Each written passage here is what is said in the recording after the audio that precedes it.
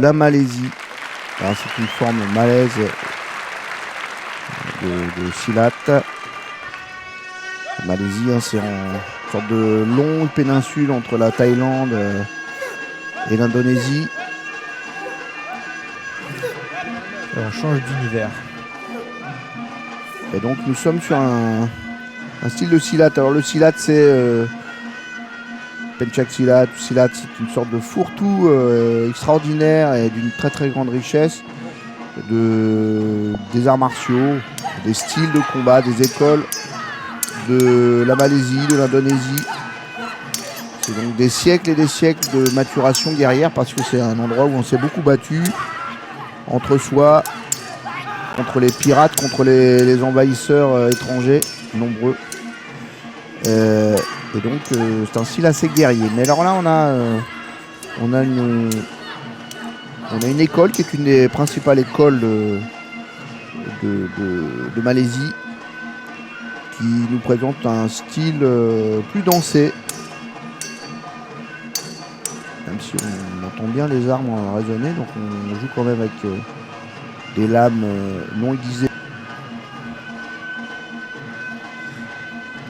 Alors, un petit travail avec une chaîne, car comme dans tous les arts martiaux traditionnels, on utilise des armes qui sont de l'ordre du quotidien.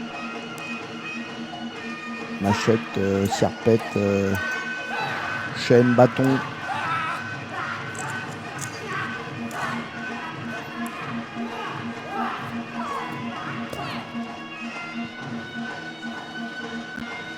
Et on voit qu'il y a différentes manières de s'en servir pour parer l'attaque, et puis maintenant un petit peu comme un nunchaku.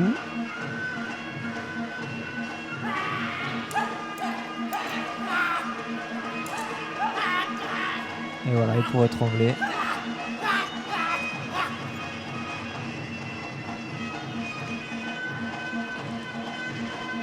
Et le postural spécifique des arts martiaux indo-malais.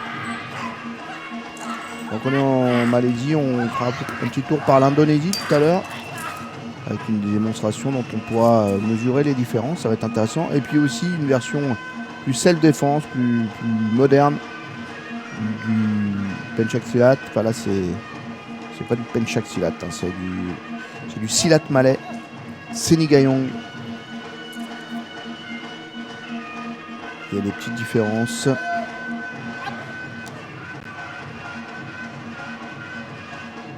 Malaisie, Indonésie, de toute façon, ce sont des sources précieuses. On a découvert ça il y a quelques années. Avant, on était sur le Japon uniquement. Et puis après, il y a eu la Corée. Et puis quelques pays comme le Vietnam. Et puis, on a découvert aussi l'Indonésie, sa richesse. Les variations malaises. Et Philippines aussi, avec les bâtons philippins.